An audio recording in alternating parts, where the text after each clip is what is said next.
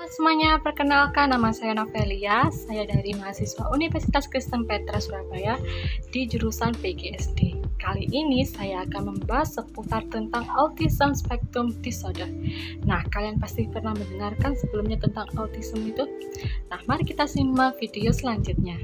Nah, sebelumnya kita harus mengerti apa sih pengertian Autism Spectrum Disorder. Nah, biasanya ini disebut dengan autism, yaitu merupakan gangguan perkembangan saraf yang mempengaruhi perkembangan bahasa dan kemampuan seorang anak untuk berkomunikasi, berinteraksi, dan berperilaku. Nah, kalau gitu apa sih tanda-tandanya anak yang mengalami Autism Spectrum Disorder ini? Kita simak bersama-sama. Tanda diagnosa anak autis spektrum disorder. Yang pertama yaitu komunikasi. Pertama, lambat bicara dan kesulitan dalam kemampuan bahasa. Kedua, suka berganti topik saat berbicara atau membicarakan topik yang sama dan berulang-ulang. Dan yang terakhir, tidak dapat memahami humor atau candaan orang lain. Kedua yaitu kemampuan interaksi sosial.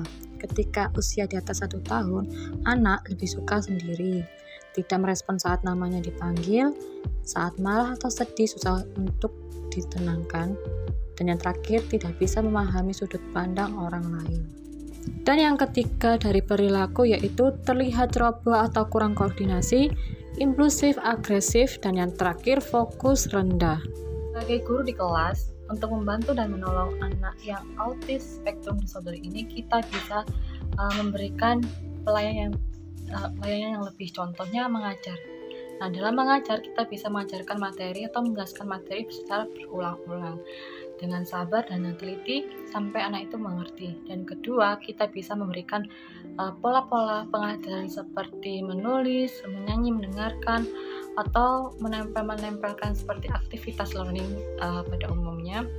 Dan yang ketiga, kita juga bisa mengajak mereka untuk melakukan kegiatan di dalam kelas seperti berkelompok, karena berkelompok mereka pasti bakalan mencoba untuk berinteraksi dengan yang lainnya.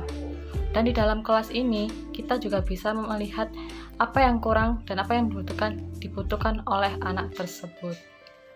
Bagi orang tua di rumah, kita juga perlu mengajarkan mereka untuk melatih apa yang dipunyai dari talenta dari anak tersebut.